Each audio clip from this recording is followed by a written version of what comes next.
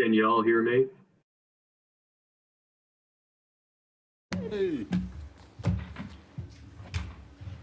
How you doing? I don't see him. I like Yeah, I see that. him. Is I that like him the up there? colors there. Thank you. This is think the I do one I see can him. sort of breathe in. I can't breathe in that. I can't breathe in that one. Yeah, it's like really thick or something.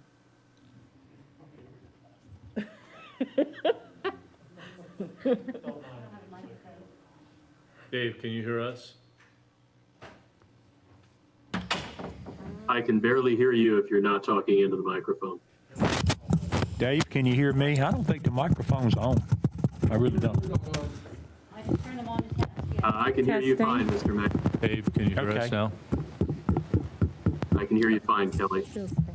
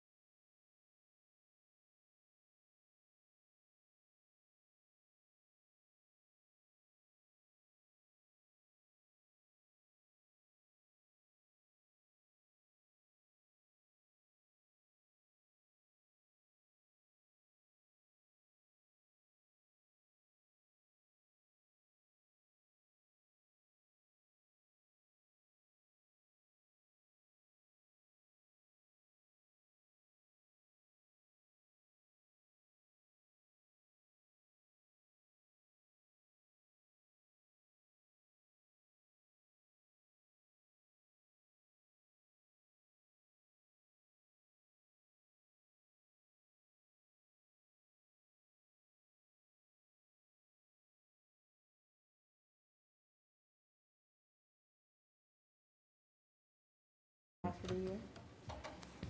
The next meeting, is this the last meeting for the year? Okay, I call to order the town Rolesville Board of Commissioners workshop session. I would like to welcome our citizens and guests to the meeting. This meeting is designed as a work session for board members to receive and review and discuss information prepared by staff. Only staff and board members are allowed to speak during the meeting without express special permission. I would recommend citizens that there is opportunity during the public comment period of each regular board meeting, and typically we have those the first Tuesday of each month for questions or concerns, and citizens are welcome to contact me or any of the board members at any other time by phone or email. We also, invite you to put comments in our webpage. We have a section in there where you can add comments, and we will read those in our next board meeting, regular board meeting. I would say, my goal tonight is to adjourn by 10 o'clock. 9 o'clock would be preferred, so anytime between 9 and 10. 10 will be the latest. We need to do this in accordance of Governor Cooper's guidelines. There's 3 items that staff will cover tonight. I would say the first 2, we're going to limit it to no more than an hour each, and the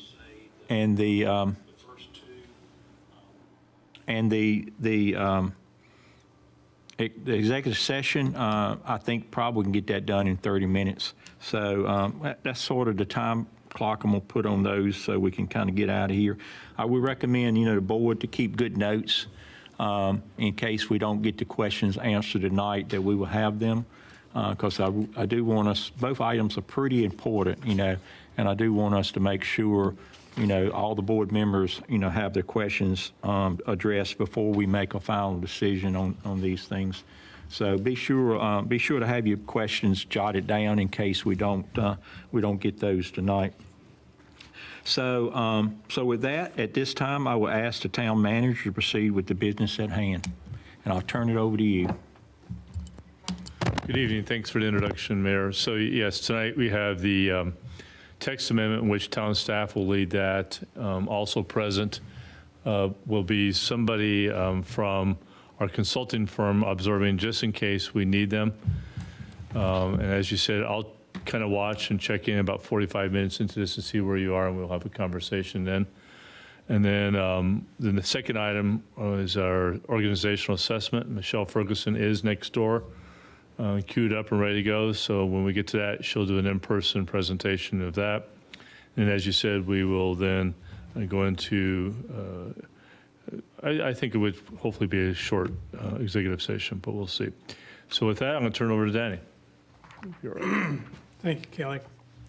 And just to let you know that James Edmond with Kimberly Horn is on the Zoom meeting right now. He's monitoring the meeting. We just have him back up. Kelly Kepler will be joining us a little bit later. He had a 6:30 conflict, and he would be joining a little bit later. As you know, this has been a process going on with the town center plan that was identified on our comp plan, and this was something we initiated dealing with the development on the corner of Young and Main to go ahead and get it into UDO. Now, you may have noticed in the memo that I drafted a new term called land development ordinance. And I want to explain that a little bit to help explain why that was thrown in here. The biggest issue I've had since I've been here with the town is the term Unified Development Ordinance. That's a term that came back out in the 1990s, dealing with the idea of zoning, subdivision, and other regulations being consolidated into one code or one ordinance, which therefore became the coined phrase of Unified Development Ordinance. But then when you get citizens come in here and look at it and says, I get constantly asked, what's a UDO? So the best idea is you don't have to name it that. You can give it a different name. So with this code, you're dealing with the land development. This is the ordinance that regulates the development of the community and its land development focus. Therefore, the best name for it is Land Development Ordinance. So I'm throwing that out, and that's why you're seeing it. The other thing is it will help us in understanding the old ordinance to the new ordinance. When you hear UDO, that's going to be the old code. When you hear land development ordinance, it's the new code. That will make it easier to understand if any conversation in your discussions. So that's the reason why you have that term. And I think you will find in time it will be very comfortable and people will understand what we're doing. I just wanted to point that out in the introduction here. So Julie will start going through the presentation here, and then I'll come in a little bit later with the presentation and we'll wrap up. And of course, we'll move this very quickly.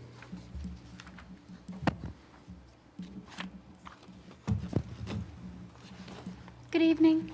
Good evening. So tonight, we're going to be talking about the town center zoning district, and what we have on the books right now in our current UDO is a town center overlay district. And what we've done is kind of put the overlay district that we see from the current UDO on the map for you. And as part of our planning board discussions, when we went over this with the planning board, we took the town center overlay and compared it to the town center zoning district and did a side-by-side comparison for them to help them walk through the steps of what it is that we had on the books and what it is that we're going to move to if you approve the text amendment as it is presented to you tonight. What has been in your packet for the text amendment is all the changes that the planning board requested during these 3 meetings that they had for their work sessions to go over the text amendment. So what you see in your packet is everything that they recommended, and we're just going to quickly go over what some of those discussions were. And as I said, the final decisions from the planning board, their recommended text amendment is the one in front of you. So what we did was we compared the building size, building heights, and building setbacks. You notice some of these changes that have been made. Some of them that you'll be seeing around and talking about come from the maximum height. The maximum height has been 35 feet. We are suggesting for the town center zoning district that it stays at 35 feet, but you can go up to a maximum of 60 feet with an interior sprinkle for the building. As long as you have that interior sprinkler system, the 60 feet is a design alternative that we're proposing. Some of the other setbacks that you see, we're keeping from the 0 lot lines up to a 20 feet setback. For the parking, we did discuss parking a lot with the planning board. The planning board did make changes to the text amendment from the original time and that you saw it when Kelly Klepper was doing the presentation back in, I believe it was August, and then again in September. The planning board did make some changes to those tables. We talked about some of the differences between the mixed use and how they encourage the first floor and the residential on the upper in the town center overlay. And that's very standard for a mixed-use district, so that language doesn't really have a matching one because we crafted the form-based code to kind of encourage that already. We talked about some buffering standards. There was no matching provision in the old standards. We are suggesting that we have buffering standards submitted to you.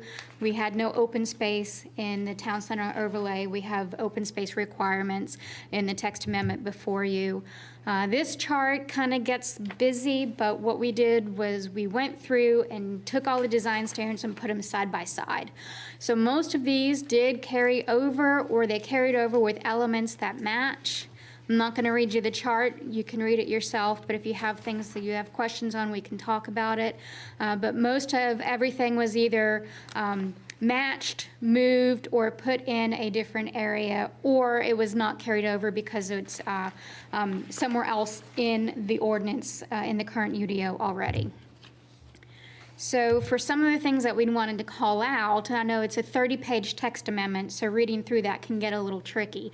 So what I want to do is summarize those sections that we're going to be either seeing amendments or additions to.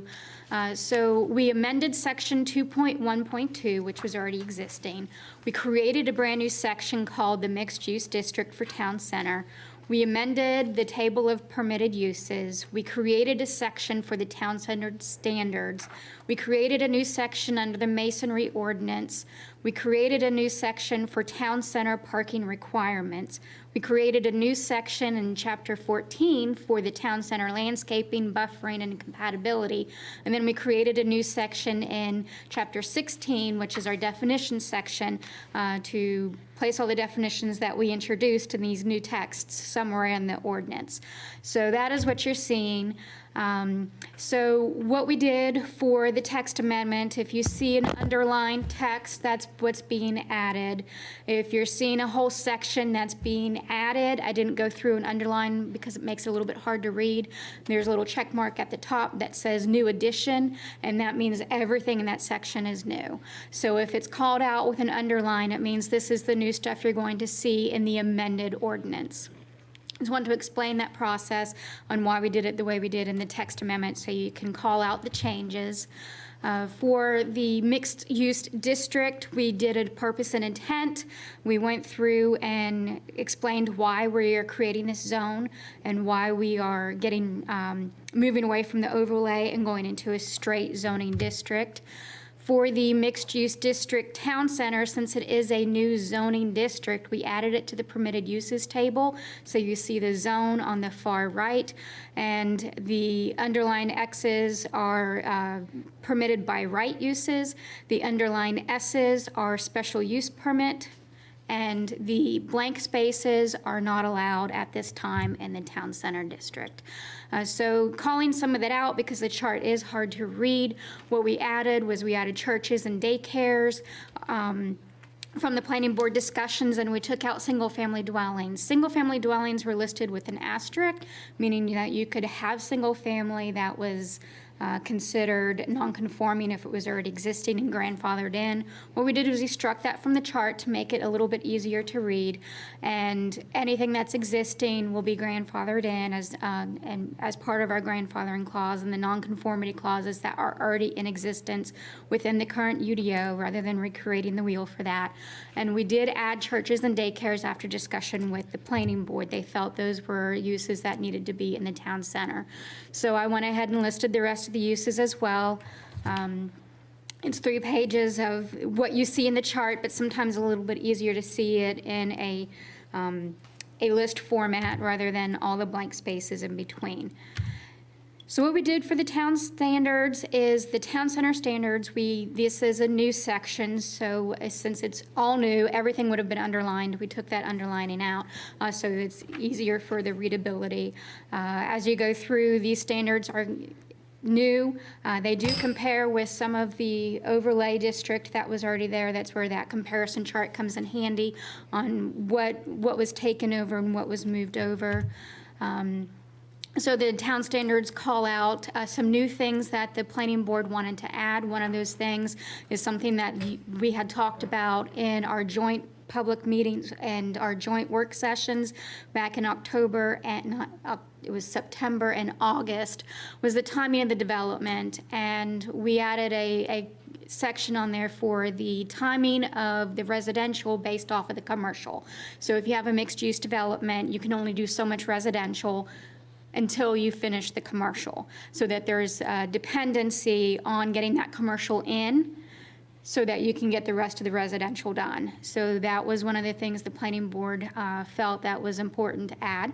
So you have that text in front of you. Some of the readability is also, we put things into charts to make it a little bit easier to see the standards and what we were trying to do. So you have some charts based on the standards. It breaks it down a little bit easier rather than having all that text. Some of the things that you do see, the building heights we talked about a little bit, but we wanted to go over it again, call it out. The 35 feet is the maximum by right height that you can do in town, and that is current standards. What we are proposing is that you can go up to 60 feet by a design alternative approved by this board for any building that is sprinkled, and that's about 5 stories. But 60 feet is the max cap, and we put the max cap at 60 feet because our ladder truck for the town of Rolesville with the Rolesville Fire Department, the truck only goes up to 60 feet for life safety and life safety escape plans. Having the 60 feet cap is where the fire department felt comfortable. That's where we're putting that cap. So if the building has got a fire suppression system on it, you can apply for design alternative to go up to 60 feet. So the density for the town center is set at 20 units per acre for the single-use residential building. There's no density standard for upper story residential, which encourages those upper floor apartments, those upper floor condos. So that's how we're encouraging that upper floor build out on the town center sites. Other limitations that will affect the density is your parking, your building heights, your building placement for your buffers and your compatibility zones. So getting the site to configure so that all the other limitations are on there. Your density is going to, while 20 units may look and seem high, and given all the other standards, it's a very good mix of density per use. So Julie, question. So when you say no density, I know we talked about this before. I think that is confusing. So that second point says no density standard for upper story, but then it says other limitations apply. So why say no density standard? Because you really other do have a density standard, right? You have a density standard for single use. So if you're not doing a mixed use in the town center, if you're just doing a straight residential, you have a different, because you can still Right. do straight residential. So if you're doing a single-use residential building, that is when you have the cap apply. If you're doing the mixed use, your first floor is the commercial space or your civic space or your gathering space.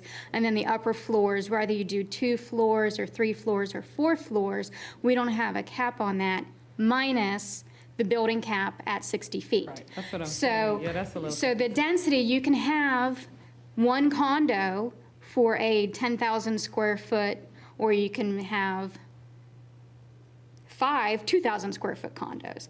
So that's where the density doesn't really exist in those buildings, because we're not trying to dictate how many We're not setting condos. the number, but there's Right. limitations that apply. It's Right. just a little confusing the way it's worded. Okay, we can work on the wording to make it a little bit So it's clear. more understandable from first read. So in this no density standard, then we do not allow any residential on the first floor at all? For mixed-use buildings, we can allow residential on the first floor. And for single-use residential, we do allow residential on the first floor. Yeah, I know for single, if it's all residential building, that makes sense. But seems like if you can allow residential on the first floor of a commercial type building or mixed use, what is going to limit from everything being residential in that building? I mean, if you said no limit, no density, as Sheila's saying, so what's going to keep them from having? I would think the first floor has to be commercial if it's going to be a mixed use. Completely commercial. First floor will be commercial. Right. You can have a second floor with office and other uses, and then the upper floors will be residential. All right. That's- But Market-wise, they're not going to put commercial on the very top floor. So, yeah, I know, so I asked the question again. You're not allowed to put residential on the first floor then? Bottom floor. If On the it's a ground. single-use building, I know single use, but I'm talking about this no density. We're talking but if it's a about mixed-use multi-use building, Yeah, if it's mixed a use. mixed-use building, you would put commercial on the first floor, and then you can do residential above. And what she's saying is based off the site limitations, the parking, the size of the building limitations, fire code, everything's in your height. You only get so many units in that building. Yeah, but I guess what I'm saying is it very clear that you can't put residential on that first floor in that mixed-use It building? wouldn't be mixed use. if it's had residential on the first floor. What about a combination? What we're saying You is will have a we don't combination. want a combination. We want, in a mixed-use building, we want the first floor all commercial. 100%. That's correct. 100%. Okay. But my point is that within the complex of the development, you can have mixed-use buildings up front, Yeah, and back behind it, apartment buildings. that's fine. Gotcha. But That's your apartment difference. buildings will be under those density requirements. And what we're saying is, I think, it's the point Sheila's making up, and I agree, what we're saying is if you got what was your example, 10,000 square foot commercial bottom floor, that has to be commercial though. Correct. And then everything above it, can be whatever residential you can get above it. Or combinations in between. Right. But I think the question is that what it says? That's the. So I think Clear. the question we need to review is that what it says? Because it seems like Julie said something a little different than what you're saying. I think we do have, The wording's a little clearer in the ordinance. I think she Yeah, was I- just doing a general statement. I think we do have in there that the first floor is all residential. Let me go back. Is that in the definition of a mixed-use building? Commercial and no residential. Yeah. I thought we had, It's in the definitions and it's referenced. And I think it's fine for the second floor would be whatever. Yeah, and I think when she's talking about no density, meaning you don't apply density units per building. Yeah. That's right. We yeah. understand that. We just don't want any loophole where, you're getting a building that has residential on the first floor bottom For mixed use, yeah. I for agree. mixed use. Right. Building. Now, you can't have combinations of single-story commercial buildings and also single-use residential, and they're separate buildings. Yeah, that's fine. Yeah, we're up for a good conversation, so I didn't want to say anything, but Danny and everyone, if you would just be conscious that we have Zoom participants and we're wearing masks. So if you could make sure you stay in front of the microphone and speak into it. All right, will do. Thank you. Thank you, Robin. Thanks, Julie. I was just wondering if you could point to where it says it. I just want to make sure it's clear in the language, unless we want to. And I haven't found it yet. I think it's in the chart. I don't remember what page in the agenda and the text amendment the chart is on. It's in section 5.11. Change to page 30. Or at least my 30 of the agenda packet.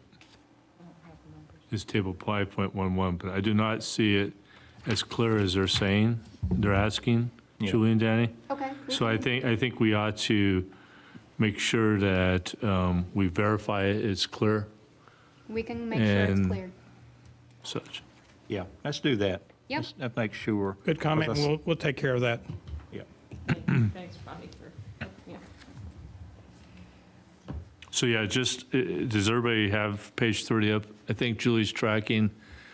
In my agenda she's on table 5.11. And Julie, are you just going to start following that now? Yes. Okay, so 5.11 is the table. Yeah, it's on here. Yes, this is just going to kind of go down that chart, calling out, making sure the provisions that the planning board is recommending we hit. Everybody got it? Yeah, let me ask a question about that, Julie. I know you mentioned about the churches and the daycare, and the planning board had a recommendation for changing the parking. So did everything they recommend, you made a change in here? Yes. So Yes, everything that they recommended is presented to you in the text amendment. So there's nothing that they recommend that was not, Correct. I guess, Have a revised? fully vetted document in front of you that the planning board has recommended to you. Okay. I just want to ask you one thing. When we get to it, when we get to the parking, I do have a couple of questions because I didn't see something that was said in the meeting, but I may Okay. have missed When it. we get there, I think I'm going to tap out and tap Danny in. We're going to switch, and so just keep your question for a second, and then we'll make sure you get to it. All right, thank you. All right, so on to building placement. In the town center overlay, we did have some zero lot setbacks, and what we're doing is, it's called a minimum and a maximum build-to zone. which is a typical functioning of form-based code. So you have that flexibility to add some different areas with that build to zone. So where you see a lot of your sidewalk eateries, where you see a lot of your outdoor seating spaces for different coffee shops and things like that, where your gathering spaces, some of that is going to be in that build to zone. It's called an active use area. So as we get familiar with these terms that we're going through with the new LDO and getting through the updates to the text amendment, you're going to start hearing a lot of these terms a little bit more. This is one of the things that we're introducing as part of the town center district, and it is in the definitions of with the how we're doing the building placement and how we're doing the zero lot line to those setbacks. So you could have a zero lot line, or you can build back to 20 feet for the front. So within that area, your building can be placed. So it gives you that a little bit more flexibility to have that space and have some of those individual characteristics in your building front line. We did have. So Julie, one question on that. Does it matter at all what's on the other side of the line? In other words, is it zero up to the line no matter what's on the other side? Yes, it does matter what's on the other side, because it depends on what the buffer needs to be based on what your zoning classification is next to it.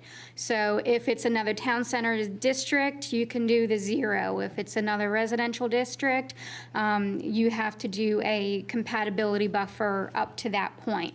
So you have either fences or landscaping or berms or knee walls or other things that we're gonna be talking about here in a minute, that go within that area, so that the surrounding properties are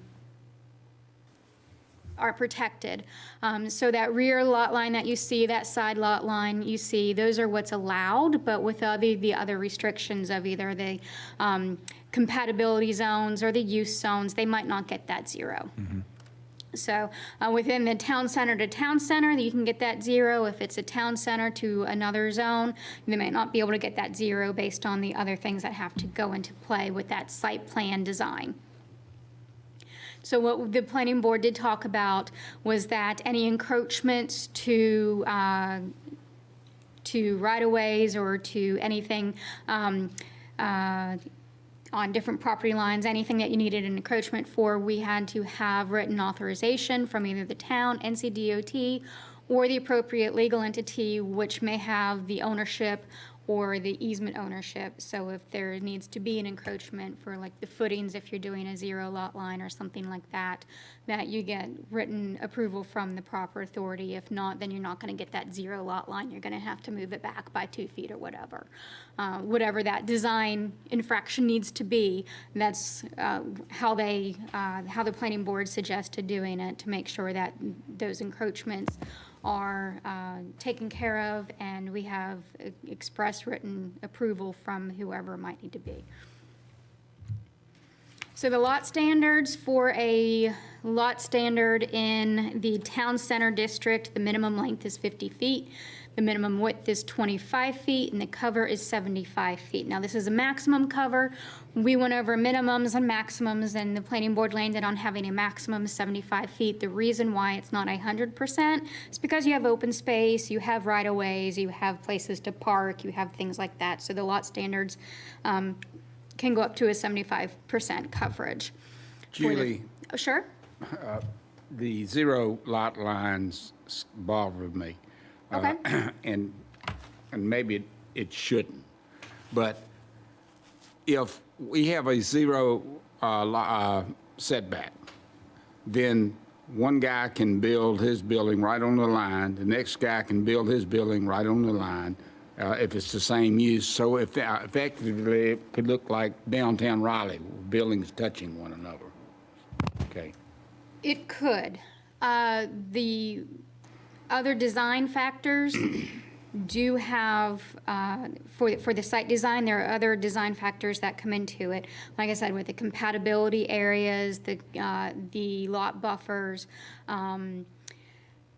for the active use areas, where that building goes depends on the site design. So there are other things just besides going up to the line. And if there's already a building at the 0 lot line, say it's a side setback and it's at 0, and the other building wants to come in at a side setback of 0, they're going to have to make sure that there's the proper fire suppression and everything like that. But we are requiring, we are requiring all brick, right? Yes, that is in the masonry ordinance, and we'll get to that here in a little bit, in section And 9. when we say all brick, that's on the side too? Okay. Yes. Okay. Yes, and we have That- some that- glazing that- standards for glasses, for windows and things like that as well. Yeah, I understand that.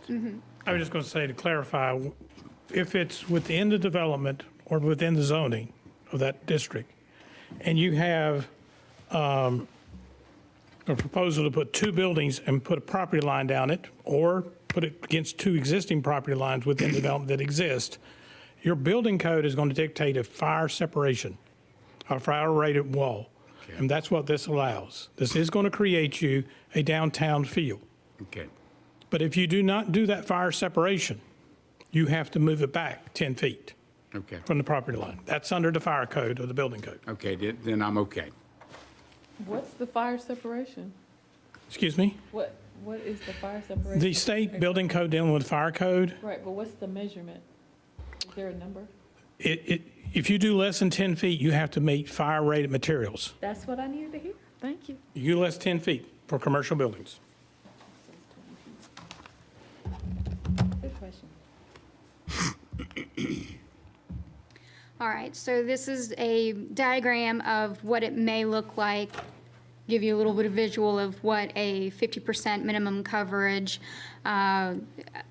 would look like, what the entrances in the front would look like, where the active use area is. So I'm gonna, okay, so here, like this would be your little sidewalk eatery if this was gonna be a coffee shop here.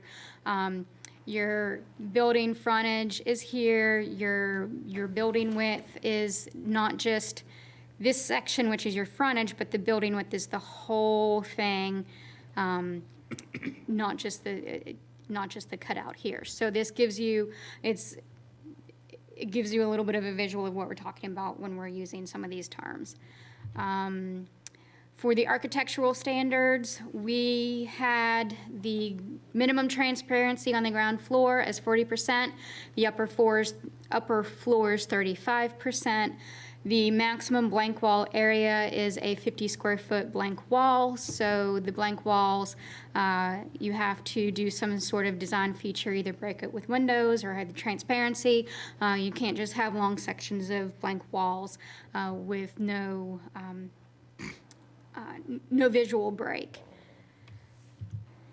The building and site design, so the maximum building for a single-use building is 35,000 square feet. So if you have a mixed-use building, you are not capped at that 35,000 square feet, but if you have a single-use residential building or a single-use building that's just going to be one type of use, then that has a maximum cap for square footage.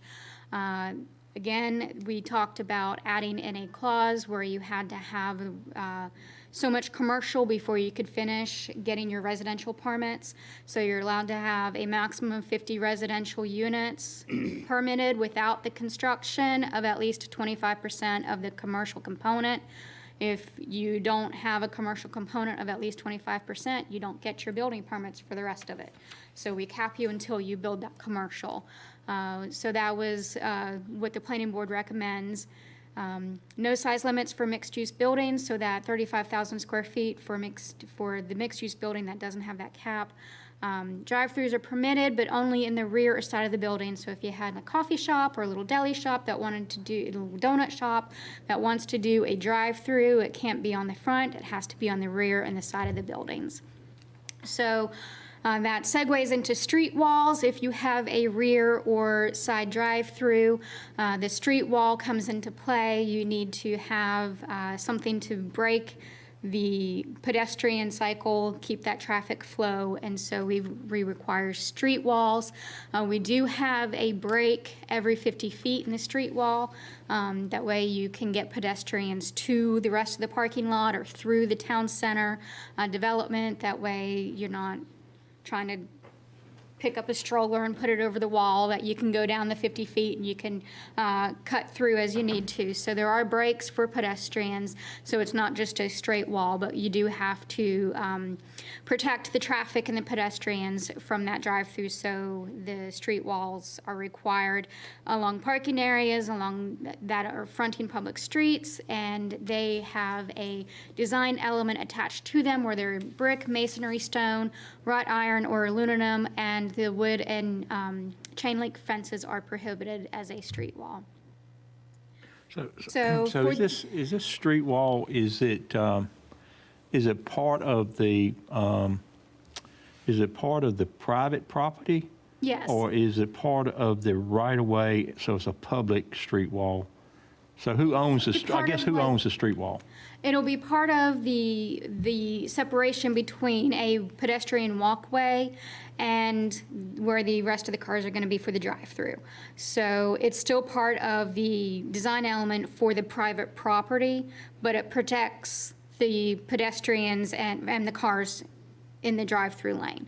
So you can have street walls throughout the rest of the development if they wanted to add a design element, and there's going to be street walls along the front of the property where parking may be. So there's a design element of the street walls at the front as well, so it would face on a right-of-way. But that is, again, for separating the traffic from the pedestrians inside the actual private property. And the developer or owner of the building is responsible for maintaining the street walls? Yes. Okay. And the street walls will not be in the right-of-way. They'll be. Street walls behind will not be. No, they're on the private property. Okay. So they Okay. protect the pedestrians where they're walking. So in a development like this, then it's safe to say the town has to maintain the sidewalk. But everything on the backside of the sidewalk is In the developed. right-of-way, yes. Yes. Unless we have an easement for additional area. But what we're talking about is when you don't have the building up on close and you go past Right. it and you have open area that may be parking or a patio or civic space, there will be a street wall separating, some separation there to give it some distinction, that it's not all open. Gotcha. And it's just for the purpose of continuation and effect of a downtown area. Because I was thinking if some street wall was part of Main Street plan, right? And if that's the case, I guess we would own those maybe. I'm not getting off topic here, but I'm thinking street walls has more than just this development in mind.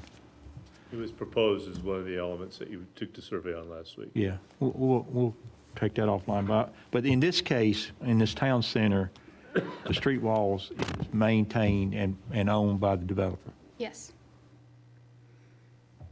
Can I clarify, when we say wrought iron and aluminum for the walls, what is that? Like, So you how can many have a decorative fence as your knee wall. Instead of having brick, you can have, the pretty Well, that's what- powder-coated wrought iron, and the powder-coated aluminum looks like wrought iron.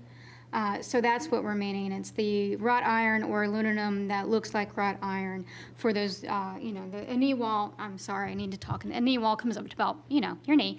And it's just those little pickets that you would see. I was on a wall, so I was like, an aluminum wall? Wait a minute. No, it's We don't have those, aluminum walls. it's those pretty little decorative I got you. fences. I was Yep. stuck on the words. Okay, gotcha. But I wanted to clarify something on the previous, it might have been a couple slides back. It was about the provision about the 50% residential and then the 25% commercial. Mm-hmm. Is that the end of the story? Is there more to that?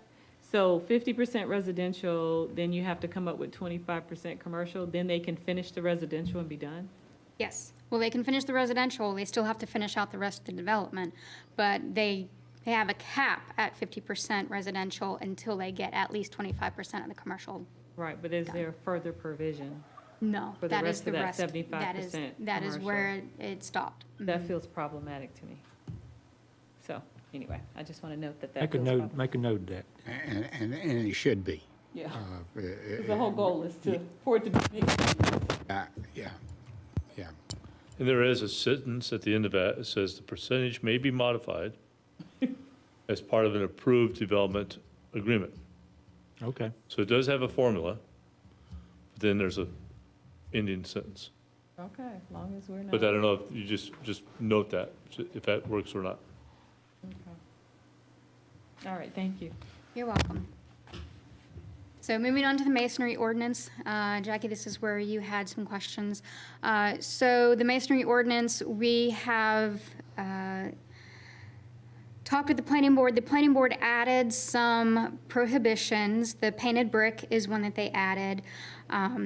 We did add the EFIS, the exterior insulation finishing system, to be used as secondary facades. And a secondary facade is anything that does not face the public right-of-way.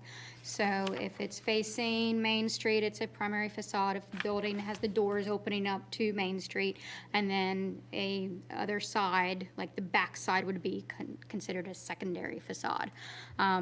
So we added some of this. The primary facade material has to be a 60% of a non-glass wall, and the transparency of the 40% for the bottom floor, and the 35% for the upper floors. Of that, the building structure cannot be wood or concrete.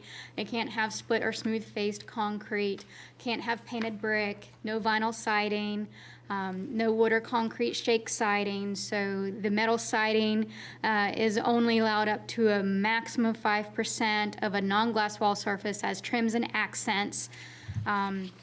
So that is what the masonry ordinance put in there.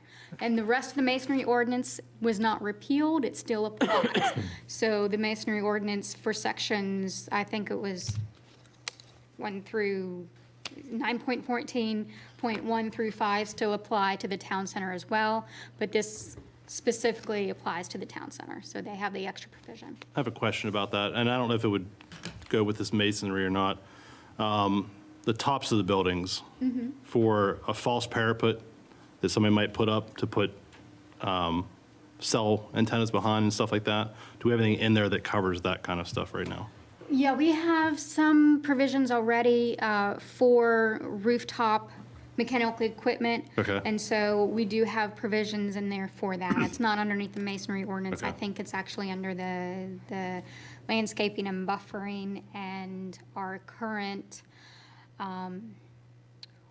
where is it in the current section? I can't remember the number, but we do have a provision in there for the screening of the mechanical equipment on Okay. roofs. All right, so as I'm sure they will, a lot of your HVAC systems will be put on the roof. You'll have a flat gravel roof on top, but it will be buffered. Okay, Yeah, we currently have those provisions already in the ordinance. good. Yeah, because I've seen that before, they'll build right out to the end. Yep. Like, it does, and they put a fake wall up and it doesn't matter because they try to make it look like part of Yep. the building, so, you know. Thank you. All right, any more questions for me? If not, I'm going to tap Danny in. Tap in, Danny.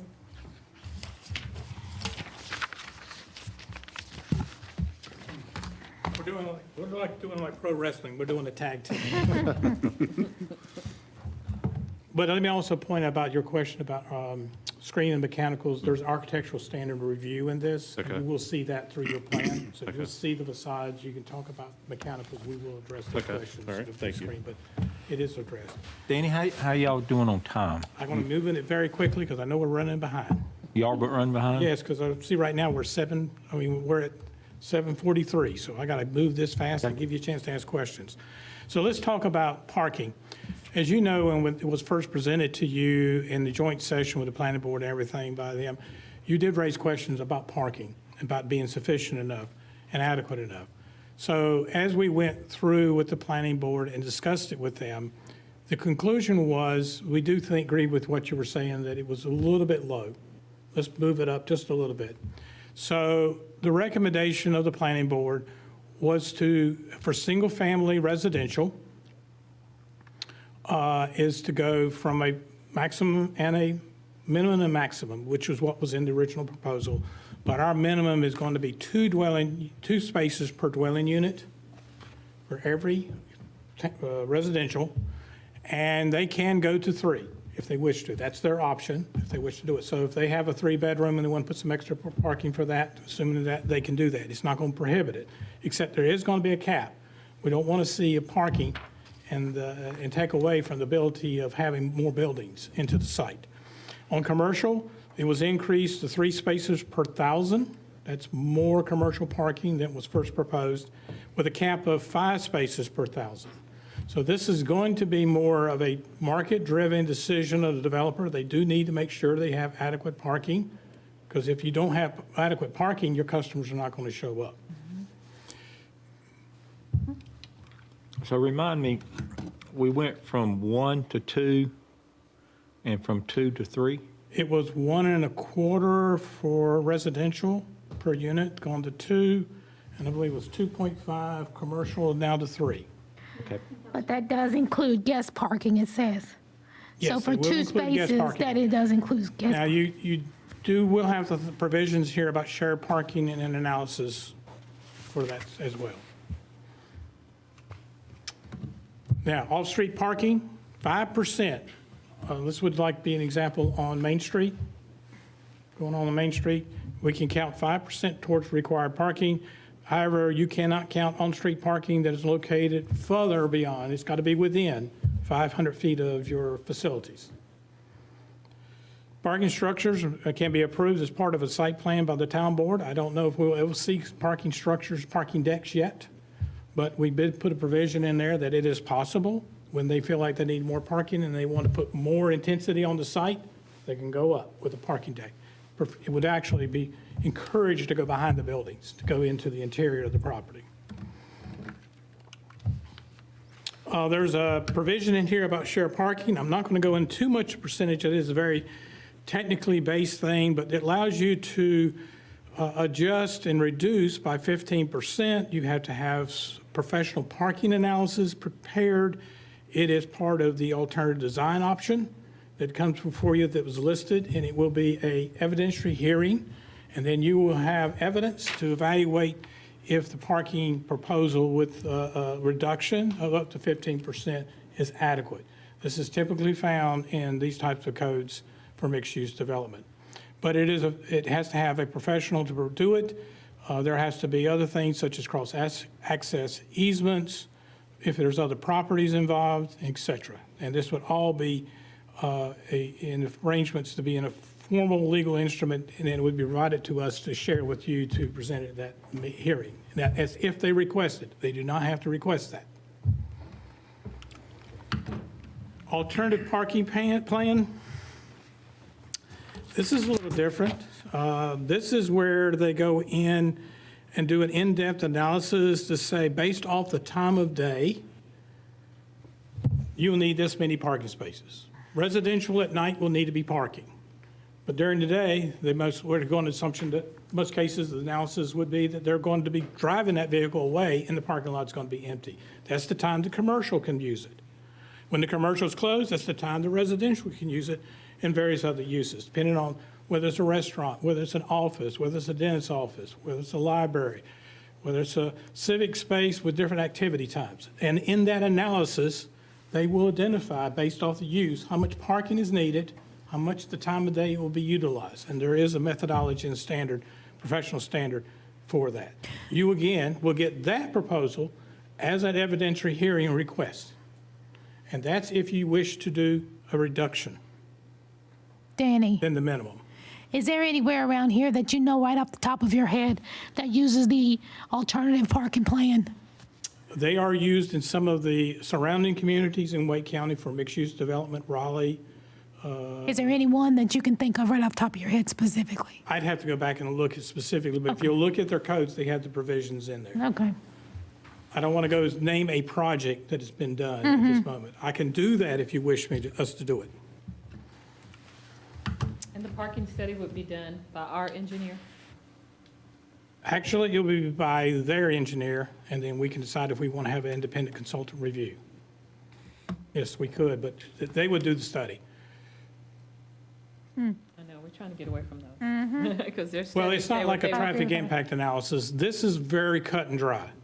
To be honest with you, you're going to be looking at the numbers. The numbers are predetermined by standard, and you can get any professional engineer to do this. You can ask for an independent person to double check it. That's an easy, minimal cost thing, and the developer can pay for that. But it's not a very expensive, complex calculation. All right, let's talk about quickly, gotta move along here, about the landscape and open space. One question about parking before you go. I didn't know you I'm were sorry. going to move away from it that quick. And I'll make it real quick. The existing building that will be parking provided to that, the existing building there, is that in the formula of, the 1,000 square foot? In other words, if I think of it, I think that building is like 5,000 square feet. So it would be 15 parking spots. Is that 15 parking spots is added to requirement of the Whether it's an district? existing building that's retained in the district, in the mixed-use development, or within the development, this will apply, but it has to be in the town center district. If it's not in the town center district, this will not apply. So that, to answer your question about an existing building, it has to be in the town center district for these provisions to apply to it. If not, it would be the standard parking requirements of that commercial zoning or whatever it is, which is different. That's more restrictive than what this is doing. This is taking an accountability for parking. In fact, it's walkable and bikeable, and it's a mixed use with the neighborhood area in it. You do not necessarily have to have that many parking spaces. Yeah, we'll take it offline, but I just want to make sure, what's in the district and what's not in the district. That's my question.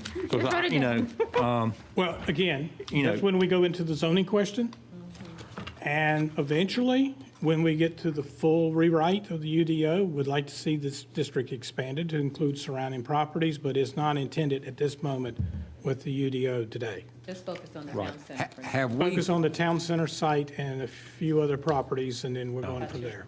I had the same Still question. working on it. I know which one you're talking about.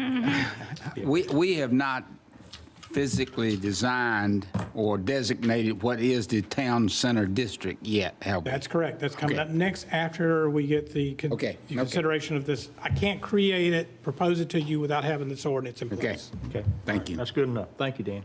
Get back on track. Sorry. Thank you. So, okay. All right, so want to talk about open space, storm drainage, and something like that. That's all included in here. But the intent here is actually the required space with the mixed use. So, oops, wrong button. And get it back on track, I'm sorry.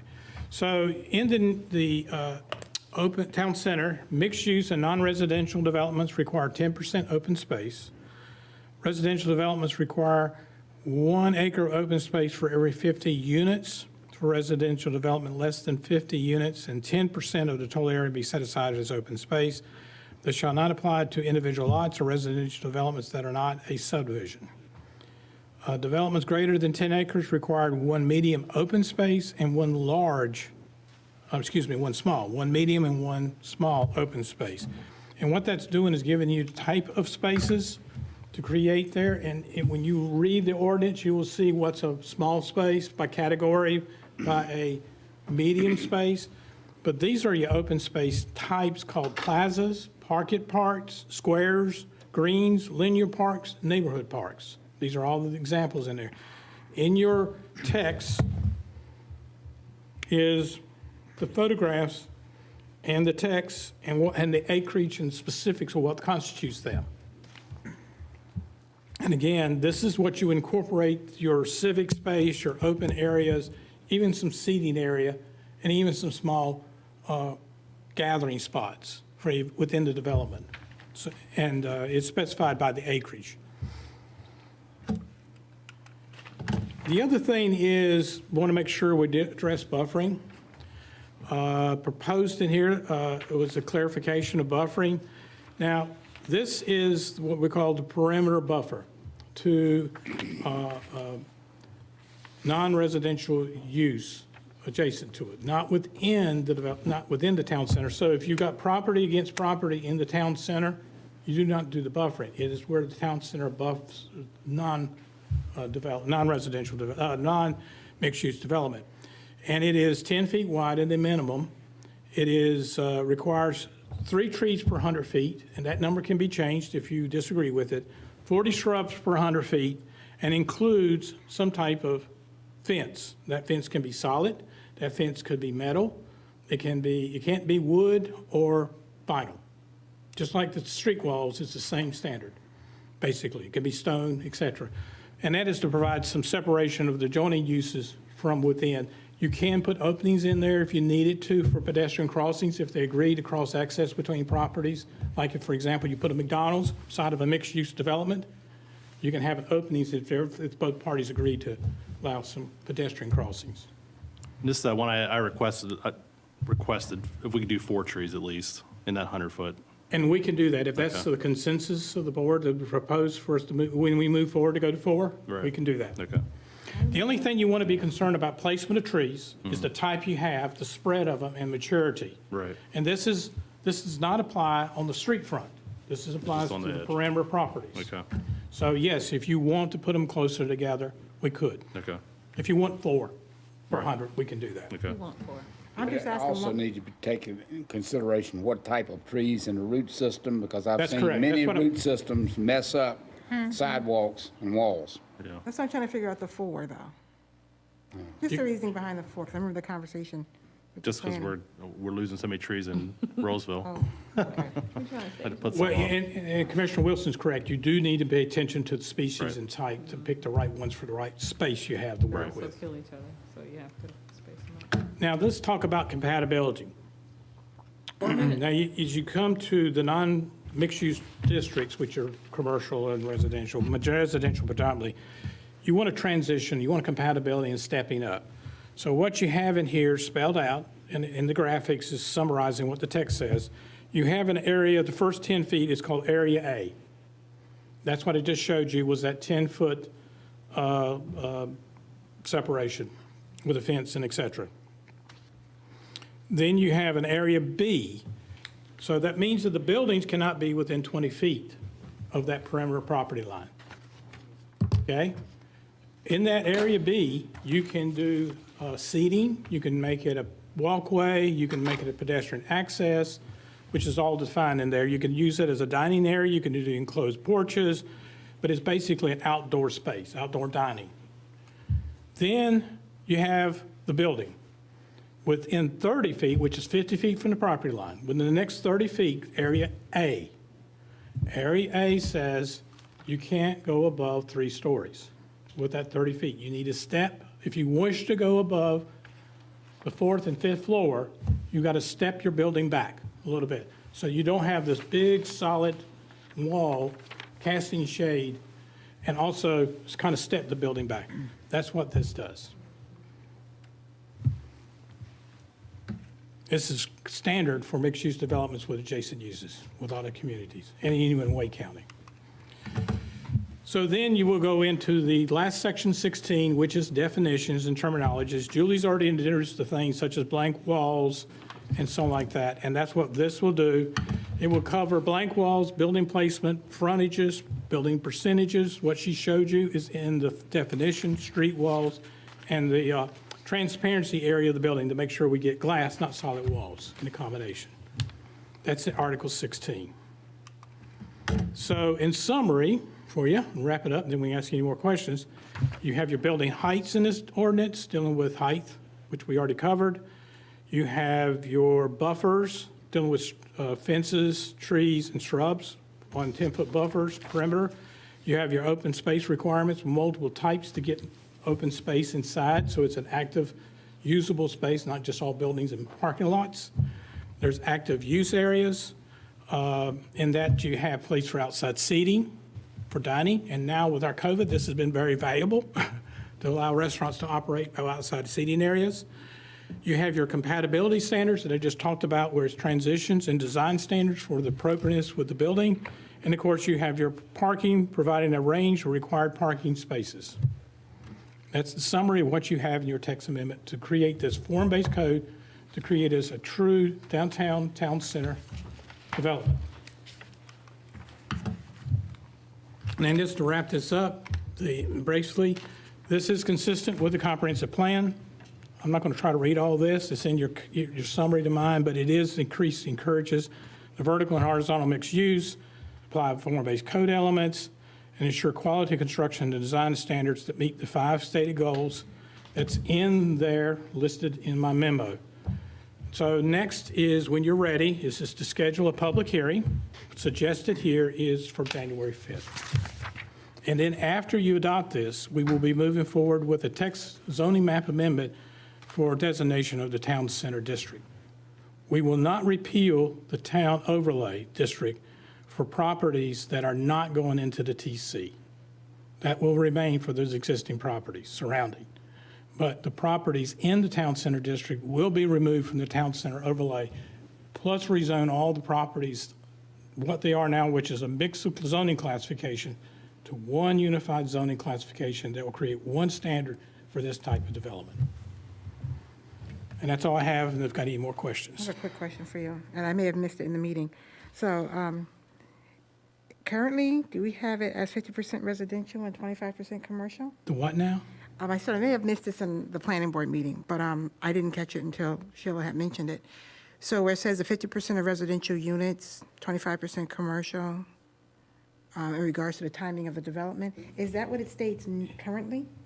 No. That is not a provision in the current overlay. Okay. This is new. This was an effort to make sure that we get a mixed-use proposal, and they'll go build all the residential and never do the commercial. But I'm just trying to remember, I don't recall that conversation in the planning board meeting. There was not a lot of debate about it other than talk about the percentages. There was some discussion about the percentages, and they went with that. But as the town manager's already pointed out, through a development agreement, you can modify that if you feel like that you want that, some more different limits on that, on a case-by-case review. Okay. Just wondering, I don't remember that conversation, but okay. Thank you. But Danny, I thought there was an effort, a concern about not getting commercial with the mixed use, and that's where that came from. All right. Yes. this seems very comprehensive here. Are there other things that the developer could come and propose be in a town center that are not covered in here? Are you referring to use or building types or heights or? Anything? I mean, well, heights, I know that stuff can vary, but it's already There's a lot of addressed in here. flexibility here, but there is some caps, but there's options and there's choices. But there's nothing that this is comprehensive as far as I know. I don't know, So are there other things that are not included in here that a developer could come and say? I am not aware of anything. Okay. We're talking about a true form-based code mixed-use development. This addresses all Okay. those issues. Okay. This does get it a little bit more flexible to create the right, the way it feels and way it looks, and not so much about what's in the buildings. Okay. In April, really, we only have one stakeholder for Today. this, and they have reviewed it and actually went to the planning commission meeting, board meeting, and participated, and they have not said there's anything missing necessarily. So our one small test, in response to your question, there's nothing missing at this time. Thank you. Danny, with the, I see that we excluded neon tubing, obviously, but LED signage, is that covered under our current UDO, and would that apply to Yes. anything that goes into that? It is applied with our current Okay. UDO. Okay, And that's your changeable copy that's, yeah, but I think we'll probably, when we get the signs, we'll put some limitations so that they don't create a lot of flashing Yeah. or a lot of movement, too much movement right, okay, and change, so it detracts the driving public. yeah, all right, thank you. So Paul brings up, excuse me, wait a minute. So Paul brings up a good point about the lighting for the signs and stuff. So there's all things apply to this center as would for anywhere in town. That's correct. So it doesn't have to be in here anything about a particular sign. An ordinance. It still has to meet the codes of the signs that we have, not either our touch- current UDO or UDO that will be in next We summer. did not touch the sign regulations on this because I felt like it would be too complex and too time-consuming to get it through. But it will be more refined with the LDO, Land Development Ordinance, which is your There's a lot of code. things it brought up in that public hearing that night where everything ain't in the, the thing we was approving, but it's in other places, about signs Yeah, and stuff. things we didn't need to change, we didn't touch. This is only what we need to do to accomplish a form-based code, taking the elements of what we have and moving forward. But when we get to the LDO, you will have the town center district basically in the forms of what you're seeing here. And then further refinement of signs, the various types of signs, much improved. But for now, the current sign ordinance would apply, is That's what you're saying? correct. Okay. Are murals addressed in this district or anywhere in Murals are not our? addressed anywhere in the current UDO. So they're not prohibited? You said, what did you Well, say? they are prohibited since they're not listed. But Murals. what the planning board put in, if you saw the discussion, we advised them to, let's wait until we get to the LDO to address the murals, because there's a mural that you're doing for looks and artistic, and then there's a mural that you're doing for commercial advertisement. Okay. I just didn't see it. So I you've was just- got to define what's commercial advertisement versus an artistic expression. We do a nice, beautiful mural on a brick wall that represents historical Rolesville. That shouldn't be treated as a sign. Oh, gotcha. Okay. Yeah, I would think some murals would be more like a sign. Well, like your old Pepsi-Cola and Coca-Cola signs. Yeah. And then you got to define what you mean by that. Yeah. And I think in most cases, communities that had those signs painted on the wall that kind of faded away, you allow them to go back there as an artistic expression, as a historical reference, but not necessarily to go advertise that particular product. I got you. You was going to say something, Michelle? I was, but I think I just remembered, we were talking about lighting, exterior lighting, but that was in a planning board meeting, right? Okay, thank God, because I'm mixing them Actually, all it's just together. stakeholders. Stakeholders Oh, meeting. okay, good, Lighting's coming, okay, but the lighting standards do not change on this. gotcha. Okay, Mr. Mayor. I think where we at is, did you have another question? No, I was just going to say that based on the presentation that I think Danny and Julie did, and it was very good, I'm comfortable with scheduling a public hearing. That's what I was going to ask is, what do you guys, and it would be what? And I'll make the motion Phil? and see if anybody seconds, and we can discuss it more, but I see no reason to delay it. Yeah. We've still got time to read it, and, We need to move on. I think Yeah, it's the yeah. 5th. yeah. I make a motion to schedule a public hearing for case UDO TA 20-04 Town Center District Text Amendment for January the 5th, 2021. I second. Okay, got a motion and a second. Is there any other discussion?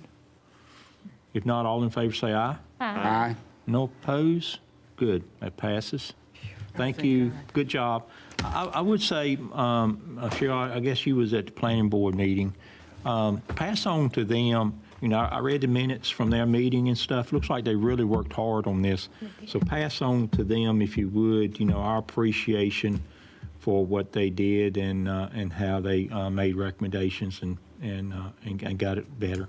And they added some good stuff, especially that. Yeah. commercial I thought you component. did a great job. And, we got a bigger one coming with the UDO rewrite, so I'm sure they're going to do a Five good. more months of it, yeah. I'm sure they're going to do a good job on that too, but I just want to say I think they did a great job on this. Good, yep. The LDO, what does it stand for again? Land development. Land Development Ordinance. That should make it easier for you to comprehend what you're talking about. It really does. Thank you. Thank you. Thank you. Thank you all. Thanks, You too. thanks, Julie. Can you let Michelle in, Danny? Yes, I will. Let her know she's on an hour time limit. Yeah, Actually, 50. starting at 8:10. And I'll say, that planning board, they are so diverse in their thoughts and in their processes and in their experiences. It's a good board. Good. That's good. Let's see. Do you want to drive the mouse for?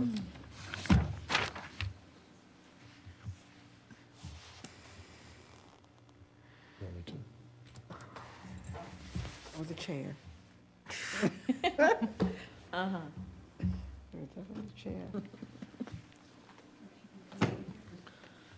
over there? Yeah, why don't you do that? That'd be fun.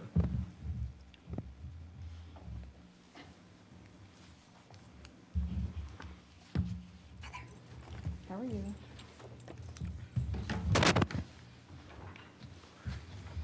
Hey, Michelle Ferguson, Yes, good evening. good to meet you. How about introduce yourself right quick for us, Great. Stuart? Well, good evening. My name is Michelle Ferguson, and I am with Ref Telus, formerly the Novak Consulting Group. It is good to be with you all again. It was a number of months ago that I was here and had the opportunity to meet with each of you as we were beginning this organizational assessment. I have just a handful of slides. I know time is of the essence. I think I turn into a pumpkin if I don't get home by 10 o'clock and get across the border. So I will make sure that I keep it brief and then certainly allow an opportunity for questions. And I'm assuming I can just go through, there we go. So I'll very briefly want to just revisit the purpose and remind you all of this organizational assessment and what we did. Talk a little bit about some of the key assumptions and constraints that we used in going through this work, and then just give you a brief overview of the recommendations, and then certainly open it up for any questions any of you may have. In terms of the project approach and the purpose, I think one of the things that's really important to note, I think the organization that you all should be commended for going through this process.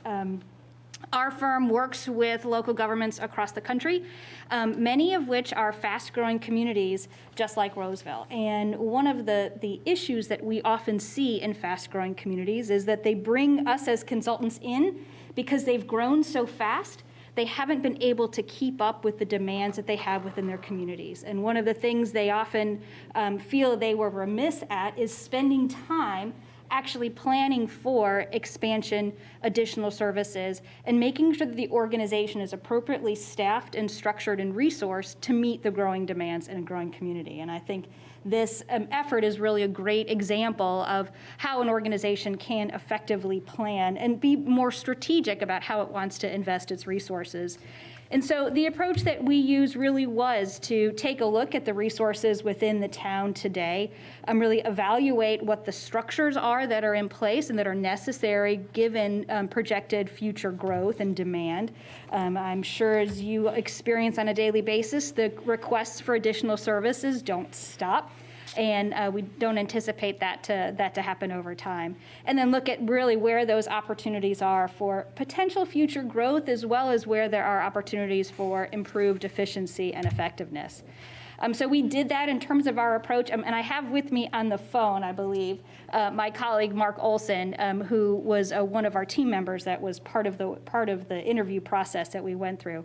Not only did I have the opportunity to speak with each of you several months ago, our team was on site and met with key staff throughout the organization to understand workload drivers, really talk about organizational structure. And in addition to those conversations, we also do quite a bit of best practice research as well as some benchmarking. And industry standard research as well, too. We use that information to really develop potential recommendations for improvement and really what that roadmap is long-term for the organization. And then tonight, presenting the final results. I think, again, in a growing community, there are a couple of really important assumptions that we use in developing some potential projections for future growth in organizational capacity, and certainly some constraints that I think are important to keep in mind. While everybody, we get asked this very often, how many staff do we need in every single function in 10 years? Well, if you asked me that question just a year ago, we didn't know about COVID. We weren't wearing masks. We weren't in the same position that we are today. And so as you all experience, conditions change right now almost minute to minute. I just got a text that said Wake County has now gone back to all online instruction. So again, things continue to change, and yet that doesn't prevent us from planning and making sure that we have at least the guidance that we need to make sure we're making good decisions for the organization long term. So a couple of key assumptions and constraints that we used in our work. So we assume that your population trends, the growth trends, will continue. In your economic development plans right now, you show projected growth at 20% over the next 10 years. And so we made that assumption. We assume that's going to continue. We also assumed that you will experience some of the growth pressures and demands that other communities, particularly those in Wake County, have experienced. We also made the assumption that the pandemic will continue, that the impacts of the pandemic will continue to be felt for a while. Even with the advent of a vaccine, we know that from an economic standpoint that we haven't seen the full breadth and depth of the pandemic's impact. And that there's an opportunity right now to make some near-term changes that will help build the capacity within the organization to address some of those growth pressures over time. A couple of really key constraints that I think are important. Again, we get asked, how many exactly do we need? And yet conditions will change. There are certain conditions that we know, the things that you just talked about earlier this evening, that will impact your community, that will impact the service demands that your residents expect. There are obviously a lot of decisions that you will continue to make over the coming months as well as years that will impact service delivery. Things like the future relationship with your fire service, looking at the potential for a community center, other things that are within your Parks and Recreation master plan, how you staff those, whether or not you proceed with some of those things, number one, and then if so, how you staff or operate those functions are certainly going to have a significant impact on your operations long term. And like I said too, other changes in commercial development that may impact your service needs in the community. So just briefly, I wanted to talk about some of the key recommendations. I won't read through all the report. But we developed a range of recommendations really in 4 key areas. First, organizational development, operating functions, internal support functions, and then diversity, equity, and inclusion. So in the report, you'll see they're organized in those 4 areas. First, in terms of organizational development. So one of the issues that we often see in high growth communities, in organizations that experience pretty rapid growth without significant investment in planning for how to manage that growth, is the organization gets lopsided. That the resources, there's often a knee-jerk reaction to fund resources for high demand services. Those may be the more externally facing services. And yet your internal support services are ones that often don't receive the same level of resource investment. And so what we've tried to do in this first recommendation about organizational structure principles is to give you a balanced guide to make sure that as you are adding resources within the organization, that you look at the organization holistically, that you provide resources at a variety of different levels to make sure that you grow in a balanced way. And so we talk about the need for resource development at the executive level, at your top levels within the organization, as well as within your operating functions, and then also the internal support resources within the organization to really create that balanced structure long-term so that you don't become out of alignment with service needs. There are many times that we are brought into organizations when they have invested a lot in direct service and they don't have that support infrastructure. Sometimes it's investment in technology, sometimes it's investment in administrative capacity, sometimes it's investment in other resources internally, and without that, those services can't be provided in the most effective and efficient way. We also talk about some potential revisions to your strategic plan to ensure that it remains in alignment with your growth and your service demands. Also, organizations that experience growth, or frankly, organizations today that are going through the impacts of the pandemic, change is hard, as we as humans know, and ensuring that you have a change management framework within your organization to help the organization deal with those changes over time in a very deliberate and structured way is helpful. And then we talk about the use of performance measures and benchmarks and other data to help ensure that the organization is making database decisions. In terms of the operating functions, within the report itself, we talk about some near-term resource additions as well as some longer-term resource additions. One of the near-term changes that we're recommending is, we know in the budget that you have an assistant to the city manager position. We're recommending that that be reclassified to assistant to the town manager. We are recommending that that position be reclassified to an assistant town manager position, in large part because we really want to elevate that position to help manage the span of control within the town manager's functions and purview. Right now, there are a tremendous number of direct reports to the town manager. As the town continues to grow, that's not necessarily a best practice, nor is it a sustainable structure. Having a highly skilled number two in the organization to help take some of that supervisory load over time is a real critical long-term planning type initiative that we're recommending here. We also talk in the report about long-term separating out the functions within Public Works and Parks and Recreation into two separate departments. Again, knowing that those are going to be growth areas within the organization, within this community.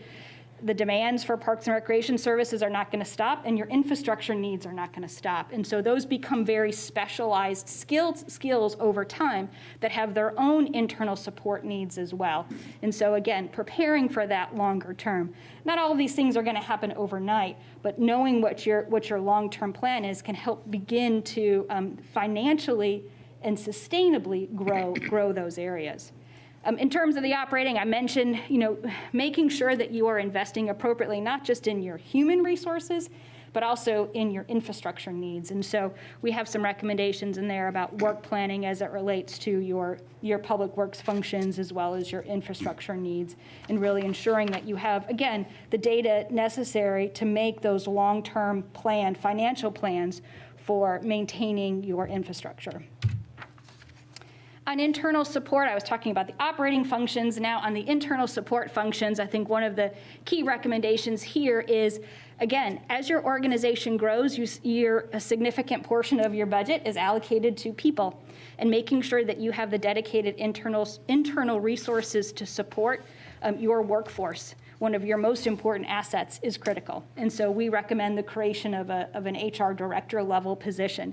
I think that this is even more critical as we see nationally, there's been a real transition over the last 8 to 10 years in particular. HR as a function historically has been a very transaction-based function. You go to the HR department when you need to change your benefits, or when you have a question about a paycheck, or if you want to make a selection and recruit for a position. HR as a function is really a strategic resource within the organization. I often call it the keeper of the culture. HR, they are the first people, the first department that an employee of yours will ever touch in this organization. And you want to make sure that HR as a function really lives up to the values that you expect of your government. A few other important internal support-related items in the report. We talk about succession planning. While you're growing, you will continue to change. People will exit your organization, and you want to make sure that you have the internal capacity and support and structures in place to help weather changes that you may have in positions over time. So making sure that you have succession plans in place, especially for key positions, is really critical. Communication, especially in today's world where we aren't face-to-face the same way we used to be, communication is even more critical internally as well as externally with the community and with your residents. And so we've recommended some additional support for communications on a contract basis, which ultimately you may choose to bring that in-house, but to start with, using a contract is, I think, a very effective and efficient way of meeting a need without a significant upfront investment. And then we also have made some recommendations in the report about how to reallocate some of your administrative support. Over time, it is very common for administrative functions to become somewhat siloed. People get kind of associated with certain work. We want to make sure that organizationally you have a very nimble administrative group that can be flexible, that can help in different areas, that can be cross-trained so that you can maximize the use of your resources that you have on an administrative perspective. And then the final area where we make some recommendations is in the area of diversity, equity, and inclusion. I will say I have us as in our firm, we have a strong focus on ensuring that the organizations that we work with look like and feel like the communities that they serve. And one way of doing that is you have to be very diligent about your particular outreach to the community, as well as your own internal practices when it comes to recruiting and selecting candidates for positions within your organization. And so we've made some specific recommendations about best practices in that area, as well as ensuring that the organization, that staff within the organization have access to and are appropriately trained to recognize how they can support DEI efforts within the organization. So then the final thing that I will say is about implementation. And so I don't remember off the top of my head how many specific recommendations are in the report. But we also realize that implementation of these recommendations needs to happen while the organization is busy. You have an organization that has a full plate. And so the town manager, along with key staff, will need to spend some time with this report, really vetting these recommendations. And then ultimately, from a policy perspective, the town manager will come back to the board with specific action items as the organization has had a chance to really digest them and to make sure that they proceed in an appropriate way. This is where I often caution patience, because I know that elected officials are interested in actionable results quickly. And while you should always expect that, it's also important to recognize that you have a busy organization and implementation of these recommendations takes time. So with that, I will pause and certainly turn it over to any questions that any of you have. It's amazing how you condensed all that. I knew the mayor had me on a schedule, so. Oh, good job. Good job, yeah. And this was really good too, so I definitely appreciated how you broke it down and compared it to the other communities, but I don't have a real question, so I'll leave it to the rest of the board. I have a question. In the beginning, it said interviewed 17, I think it said board and staff positions. So does that mean only the department heads and supervisory level folks were interviewed along with the board, not individual contributors? It was not, we did not interview every single employee within the organization. We did, however, interview a cross-section of individuals.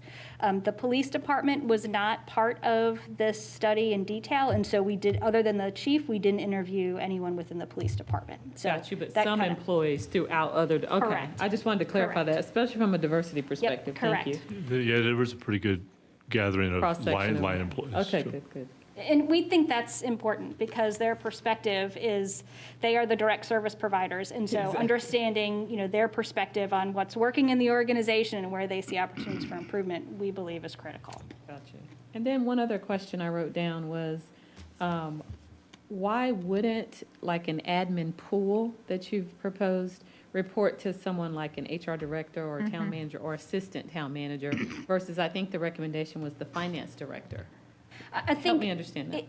I think that's a great example of where over time you may make adjustments based on how that work is allocated. Right now, the majority of that work falls within the finance function. I got you. And so Okay. therefore, that's an appropriate span of control as well as supervision because that work is directly related to the work within finance. As the organization grows and as you have more administrative capacity, you may have multiple groups like that would report in different areas based on the specific body of work. And it may make sense over time. We often see when you do have larger organizations that have multiple groups of administrative support, that they, while they may have direct reporting relationship up through one department, they interact kind of across departments. And, ideally, they're cross-trained to be able to fulfill different roles. So again, when somebody is out on leave or takes a vacation or exits the organization doesn't suffer. Somebody can fill in. I think a lot of that happens, Ronnie, at Duke. They have admin pools. Yeah, I remember that. Sure So does. Telling Kelly. I think that. Couple questions. Good job. I really impressed with the details, that you provided here, even down to, how to recruit and how to, make selections and interview and stuff. Really good details. because I can tell staff was in mind, you know, when you kind of did this study. Just a couple questions. It goes out to 10 years. So do we need to do an update before 10 years, or are we good for 10 years, or how do we need to do that? Much like your financial plans and your budgeting process, you know, you budget out for years. Sometimes, you know, in a capital budget, you may budget for 5 or 10 years, and yet you revisit it on a regular basis. And so I think in this case, yes, we've projected out that long. However, we also recommend that on a regular basis, really as part of your budget cycle, that you are taking another look at this to make changes and updates as the community changes, as your priorities change, as demand changes. And so I think, you know, yes, you've got something in place for now, but it will need a regular review and update. Right, and to drill down in one function specifically, communications, you know, you're saying contract that out or hire a contractor to do that. And that's even out to 10 years. It doesn't really have in the plan to have a communications director or something. So I would think that's one that, you know, I can't see going 10 years if we continue to grow, you know, not to have one. So I guess that's one that we would reassess as things develop. And as communication strategies change, you know, 10 years ago, we weren't talking about social media the way that we talk about it today. And so having that flexibility to have different tools in your toolkit, I think will be important. So yes, continuing to update that and to review that on a regular basis to make sure that whatever that resource is meeting your needs. Yeah, questions from the board? I had the communications question down too. So. That's a good job. I mean, I really do. I think we got good directions now.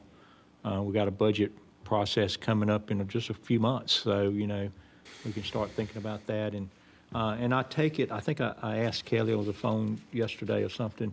I take it year one is present, is now. Is that right? Correct. Get on it. Get on it now. Which actually gets, it's a nice transition, if you don't mind. Thank you, Julie.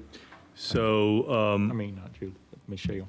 I respond to everything that If I may, Mayor, that actually, the implementation slide talked about me coming back to you at some point, and I want to take a moment to do that, and then talk about how we want to proceed implementing this. One item I do want to move up on the implementation is the hiring of the HR director, and not wait for that come back to you for the implementation. I think that is one that we all agree is a need. It's transpired over the last few months or years. It's been a need. So I'm going to proceed on trying to find out how to fill that and get going on that, and I will report back to you sooner on that one. So that one will get moved ahead soon. I need to become acquainted with the best method in this region for recruiting that position, all that, but I am going to prioritize that one for specific action on my behalf and get back to you soon, probably in January, with the methodology of getting that started soon.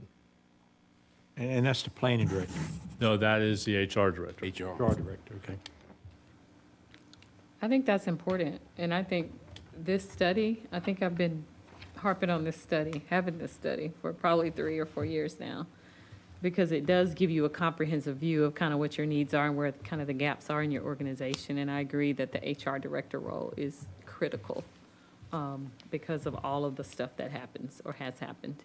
So thank you, Michelle, for an excellent presentation. So are you asking permission to proceed, you know, maybe? I want to make sure you're okay with me spending some time on that and get started on that. I think so. It's not in the budget. The assistant to the town manager is, but the HR director, in my opinion, needs to get prioritized first as far as filling. So by the time we get that filled, then I'll be ready to talk to you about the assistant position probably. But it makes sense to get going on the HR director now. Yeah, You keep saying assistant to the town manager. Yes. Assistant town manager. No, he keeps saying assistant. Yeah. I said not assistant town assistant manager. too. So did that change, did that actually change, the actual position change The from? recommendation is that it be If assistant. we follow her town manager. recommendation. It's not assistant to the town But I was manager, listening it's to, he just assistant. said assistant, That's right. right, not assistant. Following town the manager. recommendation, the next one after the HR would be the assistant But town manager. but I had a question to follow up with that, because you said assistant was in the budget. The assistant to the town manager was in the budget. Assistant town manager was not in the budget. So I'm sure there's a Correct. difference in the two. There is, yes. Just wanted to point that out. Correct. I'm using it I know, as a capacity in the budget to address the HR there's some position. portion designated. I got you. Right. I'm good. I'm loving this. Okay, thanks, Michelle. Thank you. I think Mark and her did a good job. We're going to continue working on this as an organization, come back to you, report back to you in January on progress on the HR director recruitment, and what that looks like, and stay tuned. So is Michelle and company on retainer? I mean, how does this work?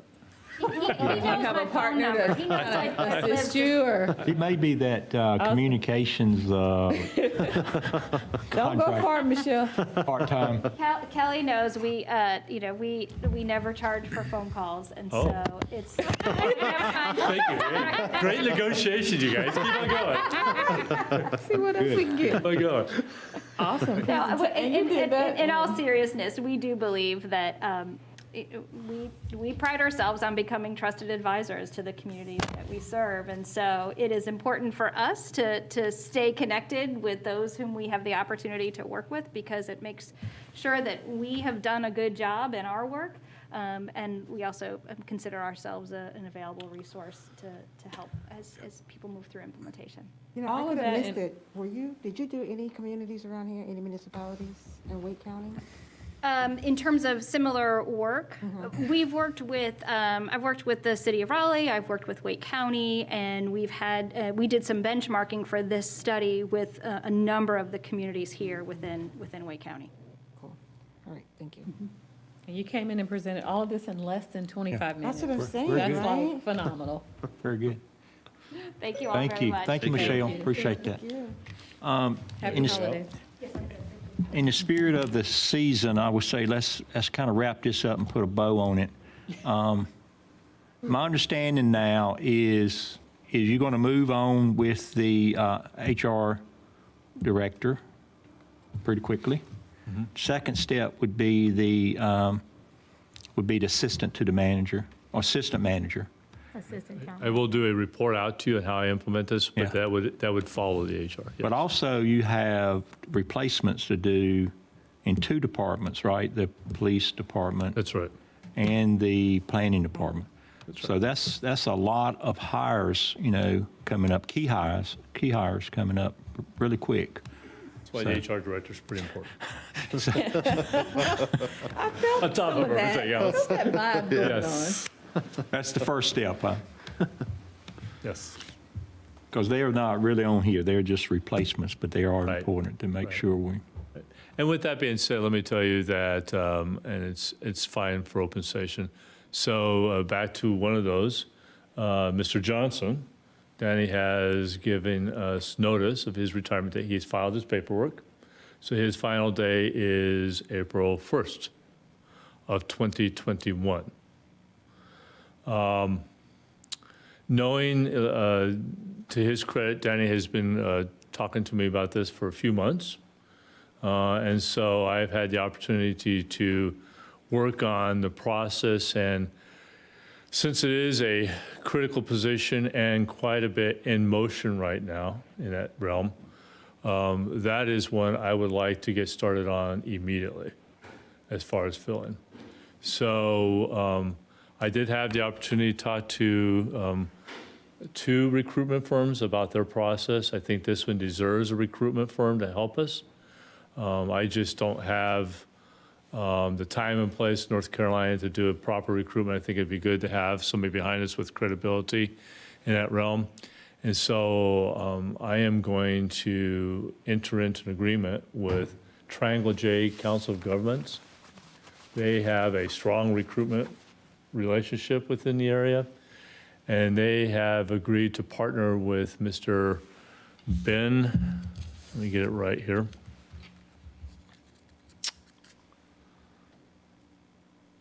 Hitchings of Green Heron Planning.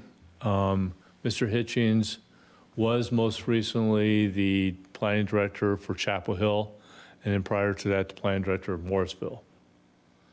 And has a pristine reputation. I've checked him out quite a bit.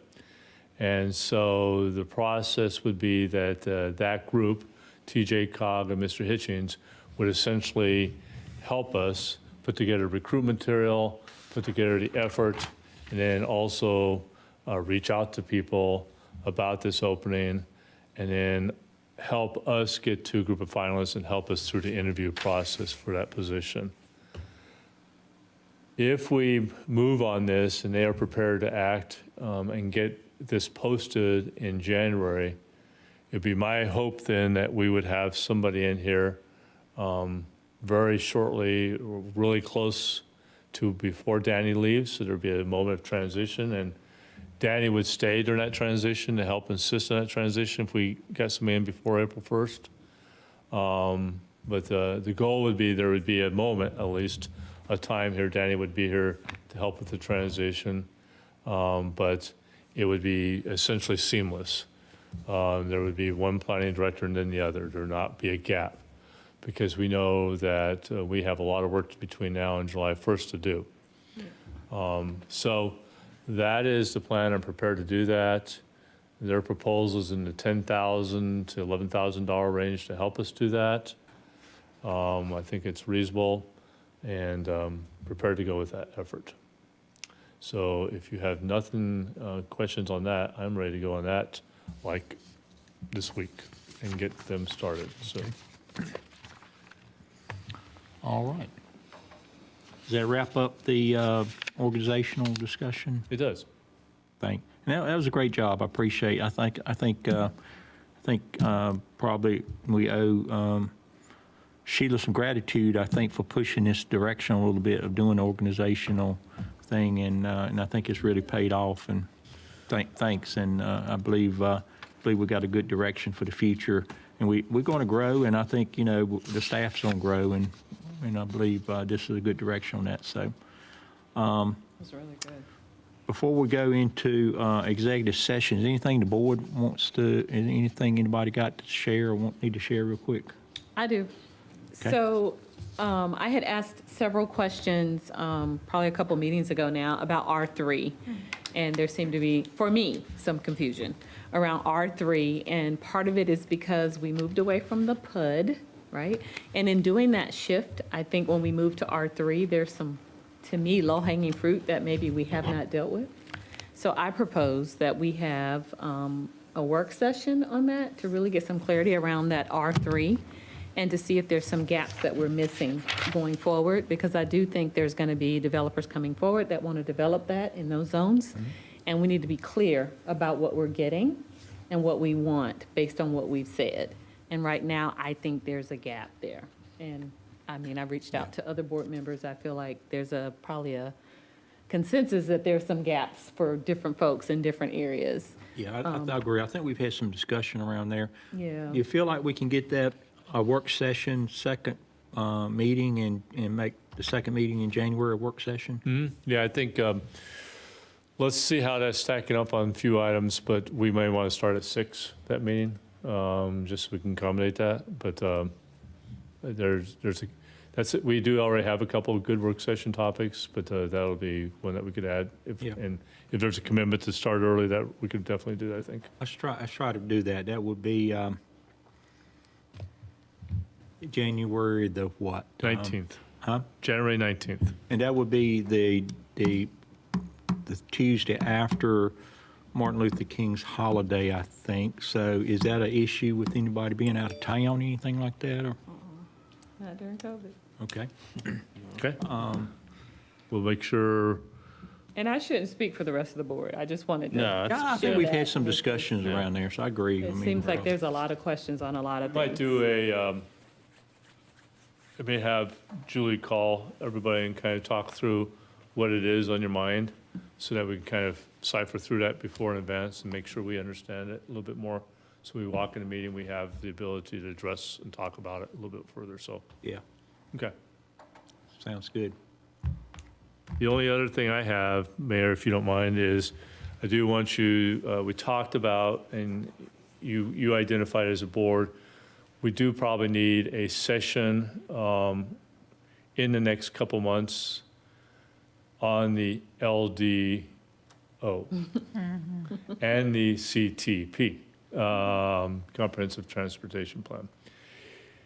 And I think it was Mr. Wilson who suggested that we probably would need a full day, and we might, to get some things in front of you, to work through some items that we can make sure that we have clear direction on as we continue to work on the LDO, then come March and April, so we can hit the targets that are needed. So I've talked over with the consultants, and we would like to ask you, and I'll come back to you and verify this at some point, but those last 2 weeks of February, if you would make a date of 4 to 6 hours at least, probably, to spend a couple on the Comprehensive Transportation Plan. It will be getting closer to that, at that point, to get into what you want to set out for public review. And then a good 3 or 4 hours on the LDO and some of the key elements that are being worked on right now by the stakeholder group, that will be going in front of the planning board, and then also some key items that we need your perspective on that we will have to work on come May or March and April. So think about your schedule. I will send out an email and ask, I'm going to kind of focus on a Friday or a Saturday, or whatever day you all want. Friday.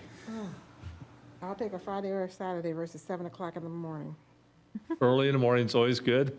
No, late night too, we don't mind. But let me give you, I'll start circulating a couple dates, and then we'll just kind of take a poll. But we do need to kind of book it, because the consultants are willing to come in person if we can and feel like we're comfortable doing that. And we want to make sure you get it on your calendars personally and work too wise, so. Yeah. So we're looking at end of February? Yes, sir. All right, just a couple comments. We don't know what the condition will be with the pandemic, Right. in February, so we really don't know. One of the things that, I know David, I see him up there, he don't have his mask on, but maybe we'll talk to David. Maybe we can do a virtual, work session if we agree not to take votes or something like that. And that may be what we have to do if we want to do it in February. Because if it's information sharing, I think we could probably do that, virtually for 3 or 4 hours. I don't think any of us have any problem with that, as long as you're comfortable and you think those are effective periods. Yeah. I think anything We've that. all kind of grown accustomed to that in the last 6 months. Anything that requires what I call deliberations or If debates, we you need to want. be in person, but, There would not be a vote in this. right. This will be all just working through, getting a sense of direction. Well, I'll we'll be a team player. we'll talk to David, and because, we may not be able to have these meetings, if it gets much worse, so. So that's good, and everybody think about, what did we do last time? A Saturday, didn't we? When we did the. Yeah, we've never done a Friday all day long, I don't think. We have, but it's been a while. We used to do the budget thing on Fridays, and it would Yeah, last a long time. right over there, right? Yeah, I hated those days, so. yeah. But we used to do that every year, the budget workshop, and that was on a Friday. And I'm all for Fridays, frees up my Saturday. yeah, so y'all think about that, and we'll make that decision come first meeting in January. So anything else? That's it. Anybody got anything else? I would just say, 2020 is coming to an end. I think it's 16 days left counting. Many ways, I think we'll all be glad to get into a new year this time. It's been a long 2020 and a tough 2020. But, as a town, we've done, very well financially. We got a good audit a few weeks ago. I think most of our businesses are still in business. I visited a restaurant tonight before I came over. I'm not going to mention the name, but me and Beth was the only people in there. So I know they're really struggling, Where's this at? Huh? I'm sorry, where? I didn't want to mention the name, but it was nobody in there. So I know they're struggling, but overall, all our businesses are still open right now that are trying to stay in business, and hopefully this thing will end really quickly. But overall, I think we've done good shape. I think our spread in town has been, I believe, a little bit lower than some of the other regions in Wake County. And it has to do with our citizens following the rules and trying to keep it from spreading. So I'll just end up by saying I wish all citizens, and not just if you live in town, but if you live in the Rolesville community, what I call the Rolesville community, just want to wish you a really happy holidays. Whatever you celebrate, Christmas, Hanukkah, Kwanzaa, whatever it is, I just wish you have happy holidays in whatever celebration you do, and have a good New Year. I think New Year Eve is going to be probably different than any of us ever experienced in not being able to party. I would say party on New Year's Eve. So come January, we want to kind of beat this thing down and get this pandemic behind us. So everybody stay safe the next 16 days this year, and have a happy holiday. So with that, I will call for someone if they want to make a motion to recess. Just one thing real quick. Yeah. Someone asked me earlier today if they know anybody who's in need for something for Christmas, their kids or whatever. If you know them, can you just email that to me so I can pass that information along? Okay, So, thank you. Sorry, Ronnie. okay. Mr. Mayor, we do not need to do personnel in executive session. Okay, so just the property acquisition. Yes. Yeah, and I think that's something I've thought about, Michelle, which is kind of I hope everybody pitches in and do a really good job, because a lot of our support groups, and I'll name churches for one, that does a lot of things around Christmas time, helping families, passing out gifts and stuff, food and things like that. That's really just not clicking the way it normally does. So I just leave in prayer the people in the community that really needs some assistance over the holidays, that they will somehow reach out and we'll be able to do that. So I think that's kind of overlooked a little bit, but thanks. So with that, I will entertain a motion to adjourn in closed session. I'll make a motion to adjourn into closed session.